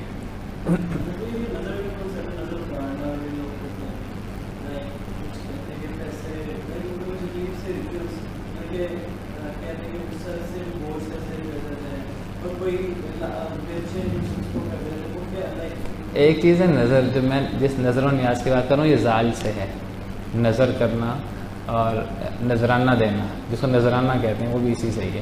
اور ایک ہے نظر زوئیں سے، اردو میں کسی کی نظر لگ جاتی ہے اور نظر لگنا بالکل برحق ہے تو وہ اس کی نظر لوگ اتارتے ہیں، تو نظر لگ جاتی ہے۔ اب باقی وہ نظر اتارنی کیسے ہے، وہ ہمارے ہاں جو طریقے بنے ہیں اس طریقے سے نظر نہیں اترتی، وہ نظر اتارنے کے اور طریقے۔ کسی کو نظر لگ جائے اس کا طریقہ یہ ہے کہ جس کی نظر لگی ہے تو اس سے غسل کروا کر اس کا پانی وغیرہ ڈالا جائے، یا نظر سے بچنے کا طریقہ کار یہ ہے کہ انسان ذکر و اذکار کرے، آیت الکرسی اور نماز کے بعد کے اذکار، صبح شام کے اذکار، موعظتین، یہ اصل میں نظر سے بچنے کے طریقہ کار ہیں۔ تو وہ تو بالکل جو ہے وہ آج کل ایک نئی چیز بنی ہے اور وہ لوگوں نے کاروبار بنایا ہوا ہے، وہ گوشت کو اوپر کر کے، یا وہ شادی کرتے ہیں تو قرآن اوپر کے اوپر گھماتے ہیں، ان چیزوں کا کوئی تعلق نہیں ہے، ان چیزوں کا کوئی تعلق نہیں ہے دین کے ساتھ۔ دیکھیے دیکھنا ہے ہمیں وہ چیزیں بے عین ہی اس طرح، یا اس کی اصل شریعت میں ملتی کہ نہیں ملتی، شریعت میں ان چیزوں کی بنیاد نہیں ہے اور نہ یہ چیزیں موجود ہیں۔ تو اللہ فرماتے ہیں کہ ان بدبختوں نے کیا کیا، انہوں نے اپنی کھیتیوں اور اپنے جانوروں میں اللہ کا حصہ بھی نکالا اور اپنے شریکوں کا حصہ بھی نکالا۔ ایک تو یہ انہوں نے اللہ کے ساتھ شرک کیا، اب اس شرک میں مزید انہوں نے کیا گڑبڑ کی، فما کان لشرکائہم فلا یصل الی اللہ وما کان للہ فہو یصل الی شرکائہم، جو شریکوں کی نظر ہوتی تھی تو وہ تو اللہ کو نہیں پہنچتی تھی، لیکن جو اللہ کی ہوتی تھی وہ شریکوں کو پہنچ جاتی۔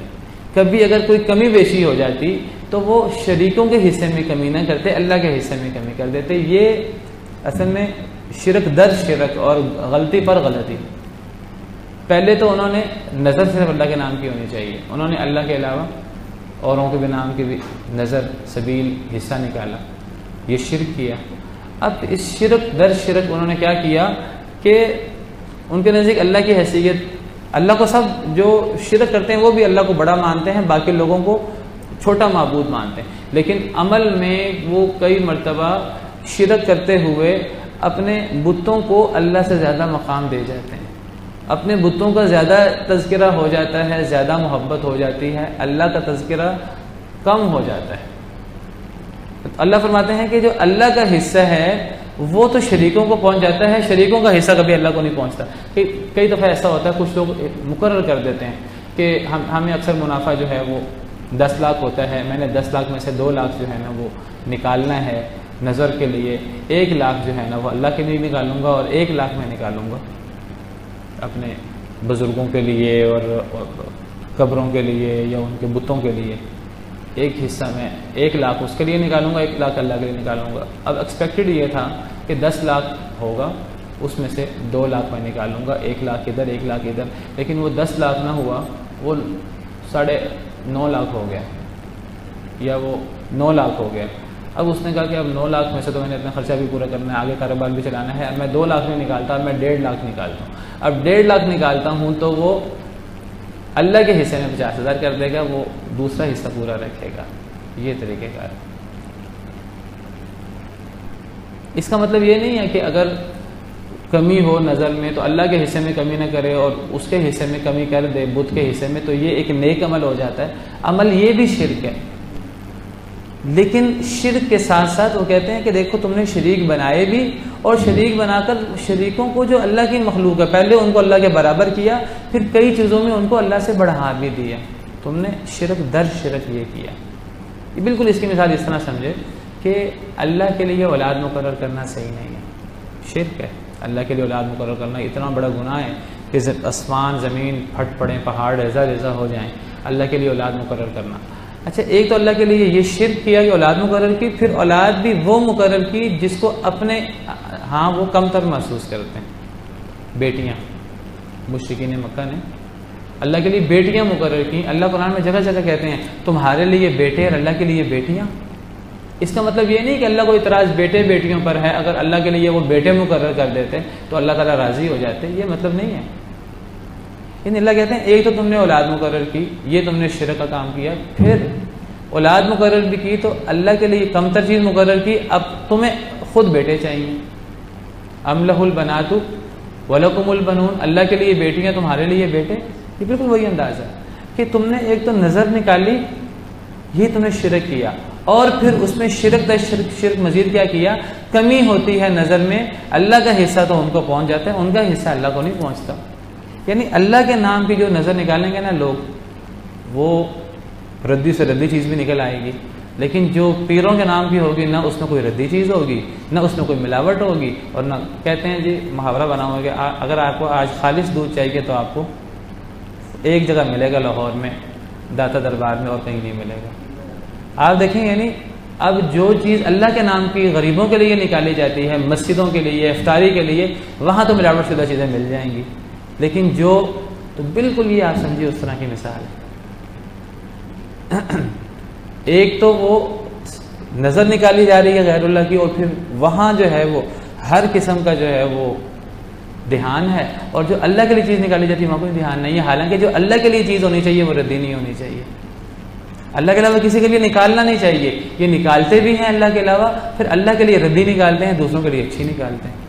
یہ بالکل اس طرح کی مثال ہے. اللہ نے یہ موضوع لمبا بیان کیا ہے اور اللہ نے اس کی شدید مذمت کی ہے.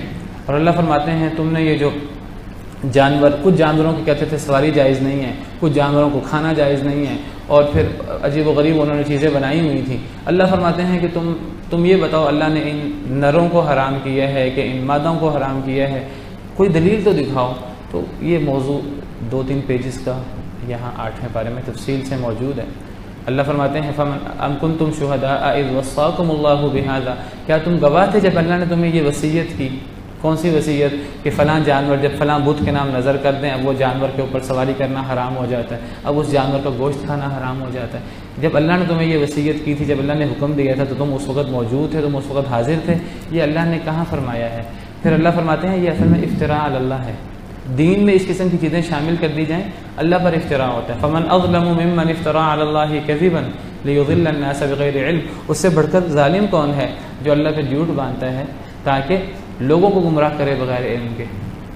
یہ اصل میں اللہ پر افتراء ہے, اور یہ مولویوں نے, علماء سو نے یہ کام کیا ہوا ہے, اور وہ خود بھی گمراہ ہوتے ہیں اور ساتھ ساتھ لوگوں کو بھی گمراہ کرتے ہیں. پھر اللہ نے فرمایا اس کے بعد کہ تم کہتے ہو کہ جی ہم نے فلاں جانور پر سواری نہیں کرنی, فلاں جانور کا گوشت ہم نے نہیں کھانا, وہ فلاں کے نام نظر ہے, فلاں کے نام نظر ہے.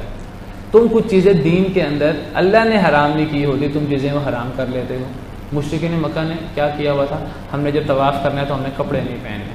کپڑے پہننا ایک زینت ہے, کپڑے پہننا, ہم کپڑے نہیں پہنیں گے, ان کپڑوں کے اندر ہم سے گناہ ہو جاتے ہیں. عام حالات میں جن کپڑوں میں ہم سے گناہ ہو جاتے ہیں, ہم ان کپڑوں کو خانہ کعبہ میں طواف کرتے وقت کیسے لے کے جائیں. دیکھیں شیطان بھی کیسے کیسے طریقے سے گمراہ کرتا ہے, شیطان بھی کیسے کیسے طریقے سے گمراہ کرتا ہے.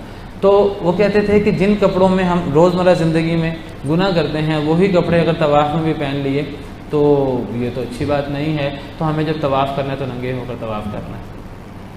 اب یہ بھی ایک اللہ کی زینت ہے, اللہ نے کپڑے ایک زینت کے طور پہ اتارے ہیں, اس زینت کو اپنے اوپر طواف کرتے ہوئے حرام کر لینا. اور کیا منطق ہے کہ جی اس پہ ہم سے گناہ ہو جاتا ہے عام حالت میں. اب جب یہ کپڑے تو گناہ گار کپڑے ہیں, ان گناہ گار کپڑوں کو خانہ کعبہ میں کیسے لے کر آئیں؟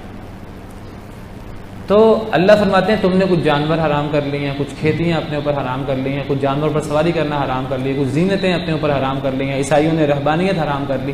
اللہ فرماتے ہیں اگر تم نے کچھ چیزوں کو حرام کرنا ہے, تمہارا دل کرتا ہے ہم کچھ چیزوں کو اپنے اوپر حرام کریں, کچھ چیزیں حلال ہوں, آؤ میں بتاتا ہوں کیا چیزیں حرام ہیں.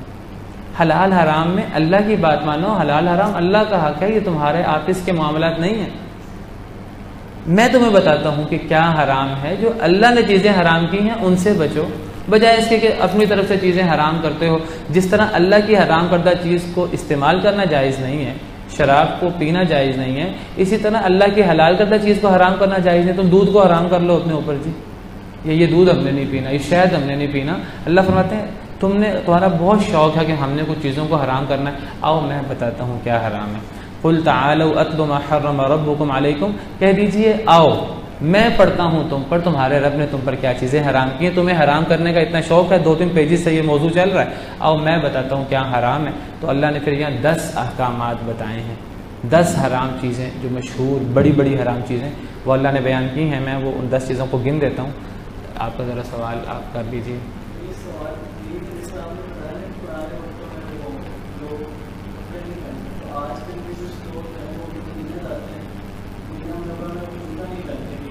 نہیں وہ ایک الگ چیز ہے، وہ ایک الگ چیز ہے۔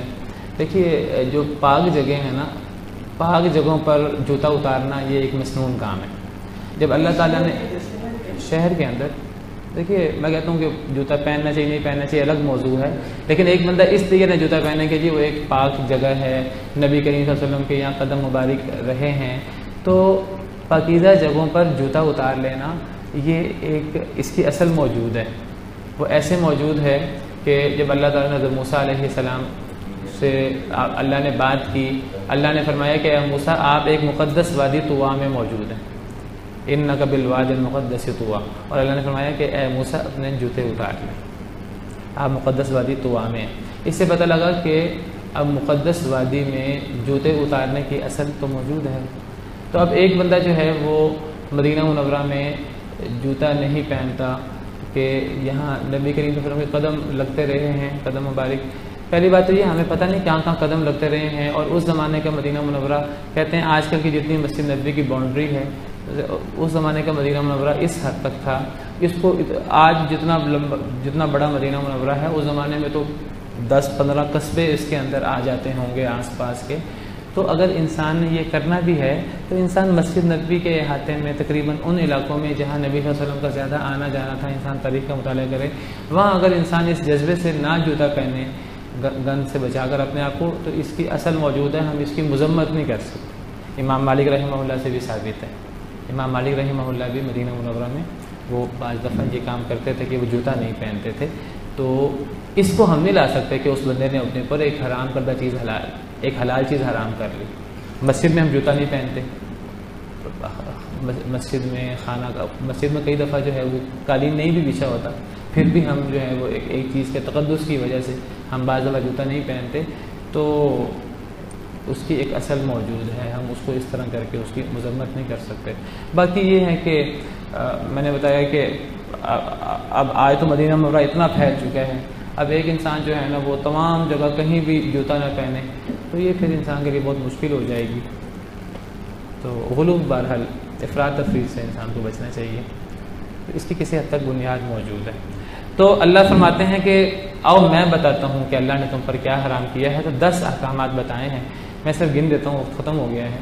پہلا اللہ نے فرمایا کہ شرک کرنا، یہ اللہ نے حرام کیا، اور اللہ کے نزدیک یہ سب سے بڑی چیز ہے۔ اگر تم نے کچھ چیزوں سے بچنا ہے تو تم اس کو مثبت طور پہ بچ جاؤ، شرک سے بچو، سب سے زیادہ اللہ کے نزدیک ناپسند ہے۔ پھر والدین کے ساتھ احسان کرنا، یہ حرام نہیں ہے، یعنی یہ مطلوب ہے، اور حرام کیا ہوگا؟ ان کے نافرمانی۔ اور پھر اولاد کو مفلسی کے ڈر سے قتل کرنا، کہ جی اولاد ہمارے ساتھ ہوگی، جب اولاد ہوگی ہمارے پاس خرچہ پورا نہیں ہوگا، رزق کم پڑ جائے گا، تو ہمیں جو ہے وہ فیملی پلاننگ کرنی چاہیے، ورنہ رزق کم نہ پڑ جائے، آبادی ہماری زیادہ نہیں ہونی چاہیے۔ اس سب کی بنیاد یہ چیز ہے، مفلسی کے ڈر سے، بھوک کے ڈر سے اولاد کو قتل کرنا، اولاد کو دنیا میں نہ آنے دینا۔ اللہ فرماتے ہیں نحن نرزقکم وإیاہم، تمہیں بھی ہم رزق دے رہے ہیں، انہیں بھی ہم رزق دیں گے۔ اگر ان کو نہیں آنا چاہیے تو پھر تم دنیا میں کیوں موجود ہو؟ تمہیں بھی قتل کر دینا چاہیے، تو پھر جو ہے نا وہ رزق پورا ہو جائے گا۔ یہ کیا بات ہوئی؟ دنیا میں اب لوگ موجود ہیں تو جی ان کے لیے تو رزق اب دنیا میں ہے، اب نئے لوگوں کو نہیں آنے دینا چاہیے۔ اگر نئے لوگوں کو نہیں آنے دینا چاہیے تو پھر دنیا میں 6 ارب لوگ موجود ہیں، رزق کم ہے تو 1-2 ارب لوگوں کو ختم کر دیں تو رزق پورا آ جائے گا۔ پھر دنیا میں موجود لوگوں کو بھی ختم کرنا چاہیے؟ نہیں، اللہ نے 6 ارب لوگوں کو بھی اللہ نے رزق دینا ہے، جو مزید آئیں گے ان کا رزق بھی اللہ نے دینا ہے۔ پھر فرمایا وَلَا تَقْرَبُوا الْفَوَاحِشَ مَا ظَهَرَ مِنْهَا وَمَا بَطَنَ، بے حیائی کے قریب نہ جاؤ، چاہے وہ ظاہری ہو چاہے وہ پوشیدہ ہو۔ ظاہری سے مراد علی الاعلان جو بے حیائی ہے، اور پوشیدہ سے مراد انسان چھپ چھپا کر بے حیائی کرے، ظاہری سے مراد انسان اعلان بے حیائی کرے، یا ماظہر سے مراد اصل جس کو ہم زنا کہتے ہیں یا اس قسم کی چیزیں، اور بطن سے مراد ایسی چیزیں جو بڑی بے حیائی نہیں ہیں لیکن وہ چھوٹی بے حیائی ہیں اور وہ بڑی بے حیائی کی طرف لے جاتی ہیں، بے پردگی مثلا یہ کہ اس میں مثال آ سکتی ہے کہ جو انٹرنیٹ کے اوپر چیٹ ہوتی ہے یا واٹس ایپ، جی وہ تمام چیزیں جو میں نے بے پردگی کی مثال دی. اب بے پردگی اصل میں تو بے حیائی نہیں ہے، لیکن یہ ہمیں یہ آہستہ آہستہ بے حیائی کی طرف لے کے جا رہی ہے. یہ چیٹنگ ہو رہی ہے، اختلاط مرد و زن ہے، اور یہ خوشبو لگا کر نکلنا عورتوں کا، اور پاجیبے پہن کر اور جو ہے نا پاؤں مار مار کر زمین میں چلنا، اللہ نے ان سب چیزوں سے منع کیا. گھروں میں بغیر سلام کیے، بغیر اجازت لیے داخل ہو جانا، یہ بھی بے حیائی ہے. یہ پھر باطنی بے حیائی میں آ جائے گا، کیونکہ یہ چیز حدیث میں آتا ہے کہ نبی صلی اللہ علیہ وسلم نے قرآن کریم میں منع کیا گیا کہ گھروں میں بغیر اجازت کے داخل نہ ہو. ایک بندہ کہنے لگا اے اللہ کے نبی صلی اللہ علیہ وسلم میں اپنی ماں کے ساتھ رہتا ہوں تو میں وہاں بھی اجازت لے کے داخل ہوں. آپ نے فرمایا ہاں وہاں بھی اجازت لے کے داخل ہو. وہ کہنے لگا پھر کہ میری ماں ہی ہے اور تو کوئی نہیں ہے. تو آخر آپ نے فرمایا کہ کیا تم اپنے ماں کو ننگا دیکھنا چاہتے ہو سکتا ہے کہ تمہاری ماں جو ہے وہ بے دہانی میں بیٹھی ہو اور بہت زیادہ کپڑے سیٹ کر کے نہ بیٹھی ہو اور تم بغیر اجازت کے داخل ہو جاؤ. تو یہ چیزیں ایسی ہیں کہ یہ چیزیں بے حیائی کی طرف لے جا سکتی ہیں. بہنیں ہوتی ہیں بعض دفعہ اور گھروں میں مہمان آ جاتے ہیں، انسان بغیر اجازت کے داخل ہو جائے تو اس قسم کے شیطان فتنہ ڈالنے کے لیے اس قسم کے معاملات ہو سکتے ہیں. عورتوں کا باتیں کرنا مردوں کے ساتھ فون پر، موبائل پر، اور بڑی خوبصورت آوازوں میں لوچدار آوازوں سے باتیں کرنا، اور یہ سب چیزیں یہ یا تو ظاہری اور باطنی بے حیائی سے مراد علی الاعلان بے حیائی اور چوری چھپے بے حیائی، یا ظاہری بے حیائی سے مراد اصل بے حیائی، اور باطنی بے حیائی سے مراد جو چیزیں بے حیائی کی طرف لے جاتی ہیں. کیونکہ اللہ نے صرف بے حیائی سے منع نہیں کیا. اللہ نے یہ نہیں فرمایا ولا تزنوا، زنا نہ کرو. اللہ نے فرمایا ولا تقربوا الزنا، زنا کے قریب نہ جاؤ. ان چیزوں سے بھی بچنا ہے جو ہمیں زنا کے قریب لے جاتی ہیں. تو بعض علماء کے نزدیک باطنی بے حیائی سے یہ مراد ہے. پانچواں حکم فرمایا کہ جس نفس کو اللہ نے حرام کیا ہے اسے قتل نہیں کرنا سوائے حق کے ساتھ. حق کے ساتھ قتل بعض صورتوں میں جائز ہوتا ہے، وہ عام انسانوں کے لیے نہیں، حکومت کے لیے. کسی نے قتل کیا ہے جواباً اس کو قتل کرنا، کسی نے شادی شدہ ہو کر زنا کیا ہے اس کو سنسار کرنا، کوئی بندہ مرتد ہو جاتا ہے. تو یہ اللہ تمہیں نصیحت کرتے ہیں تم نے اگر اپنے اوپر چیزیں حرام کرنی ہیں یہ حرام کرو. پھر فرمایا کہ یتیم کے مال کے قریب نہ جاؤ مگر اچھے طریقے سے. اچھے طریقے سے کیا مطلب؟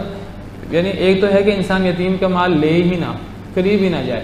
ایک ہے کہ اب ایک انسان خیر خواہی کی نیت سے یتیم کا مال لے لیتا ہے. اب یتیم چھوٹا ہے، 2 سال کا بچہ ہے، باپ فوت ہو گیا، تو اب چچا جو ہے وہ کفالت کر رہا ہے، اس کا بچے کا مال ہے، وراثت ہے اس کی، کافی زیادہ مال ہے. تو چچا جو ہے وہ اس کا مال کاروبار میں لگا دیتا ہے تاکہ اس کا مال پڑا نہ رہے. یتیم کا مال اگر وہ 2 سال کا بھی ہوگا نا اس پہ زکوٰۃ پڑے گی. زکوٰۃ میں یہ نہیں ہوتا کہ جس کی زکوٰۃ ہے اس کی عمر کتنی ہے. زکوٰۃ میں یہ ہوتا ہے کہ مال نصاب کو پہنچ رہا ہے کہ نہیں پہنچ رہا. اگر وہ اس مال کو تجارت نہیں کریں گے تو زکوٰۃ لگتی رہے گی ہر سال. تو اگر چچا جو ہے وہ نیک نیتی کی نیت سے کاروبار کر لے، اس کاروبار میں ڈال دے، منافع ہوتا رہے، وہ گڑبڑ نہ کرے تو صحیح ہے. تو یتیم کے مال کے قریب نہ جاؤ مگر اچھے طریقے سے. بری نیت سے قریب نہیں جا سکتے، اچھی نیت سے یتیم کے مال کو استعمال کیا جا سکتا ہے. حتیٰ یبلغ اشدہ، حتیٰ کہ اپنی پختگی کو پہنچ جائے. چھٹا حکم، 7واں فرمایا وَأَوْفُوا الْكَيْلَ وَالْمِيزَانَ بِالْقِسْطِ، ماپ اور تول انصاف کے ساتھ پورا کرو. اور 8واں حکم فرمایا وَإِذَا قُلْتُمْ فَعْدِلُوا، جب تم کہو تو عدل کی بات کرو. وَلَوْ كَانَ ذَا قُرْبَىٰ، اگرچہ وہ قریبی رشتہ دار کیوں نہ ہو، چاہے اس کے خلاف بات ہو، اپنے خلاف بات ہو، قریبی رشتہ دار کے خلاف بات ہو، عدل کی بات کرنی ہے تو پھر عدل کی بات کرنی ہے. اور 9واں حکم بتایا وَبِعَهْدِ اللَّهِ أَوْفُوا، اللہ کے وعدوں کو پورا کرو.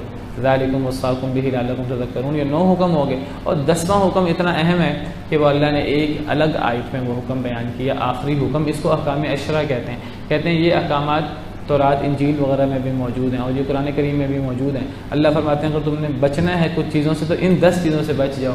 تو آخری چیز جو فرمائی جو اہم ہے وہ ہے کہ یہ میرا سیدھا رستہ ہے، اس کی پیروی کرو. یہ سے مراد قرآن، یہ قرآن، یہ دین اسلام، یہ سیدھا رستہ ہے جو قرآن میں قرآن کی تشریح حدیث میں موجود ہے، اسی کی پیروی کرو. ولا تتبعوا السبل فتفرق بكم عن سبیلی، رستوں کی پیروی نہ کرو، وہ تمہیں اللہ کے رستے سے دور لے جائیں گے، اللہ کے رستے سے تمہیں الگ کر دیں گے. تو انسان کو کتاب و سنت کی پیروی کرنی ہے، اور کتاب و سنت کو چھوڑ کر لوگوں کی پیروی نہیں کرنی، چاہے وہ کتنا بڑا عالم کیوں نہ ہو، چاہے کتنا بڑا حکمران کیوں نہ ہو. کسی کی بات کتاب و سنت سے ٹکرا رہی ہے، اس کو کسی صورت میں نہیں لینا. ہاں کوئی کتاب و سنت کی بات کر رہا ہے تو اس کی بات سر آنکھوں پر، لیکن اللہ نے ہمیں حکم دیا ہم اہل علم سے سوال کریں. تو لیکن اگر لوگ کسی کی بات کتاب و سنت سے ٹکرا رہی ہے تو اس کی بات چھوڑ دینی چاہیے. اور یہی بات ہمیشہ سے ہمارے علماء نے، ہمارے بزرگوں نے نصیحت بھی کی ہے لوگوں کو. اگر میری بات کتاب و سنت سے ٹکرا جائے تو میری بات کو چھوڑ دینا، کتاب و سنت کو لے لینا. لیکن ہم کیا کرتے ہیں، ہم سمجھتے ہیں یہ ان کی توہین ہوگی، اور ہم پھر جو ہے نا وہ کتاب و سنت میں تعویل کر دیتے ہیں، ان کی بات میں تعویل نہیں کرتے. تو فرمایا کہ صراط مستقیم پر، دین اسلام پر کتاب و سنت پہ چلنا ہے. ذالکم وصاکم بہ لعلکم تتقون. وقت ختم ہو گیا ہے تو پھر اتنا ہی کافی ہے.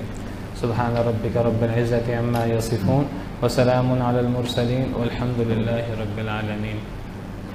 والروح والريحان يا حامل القرآن قد خصك الرحمن بالفضل والتيجان. والروح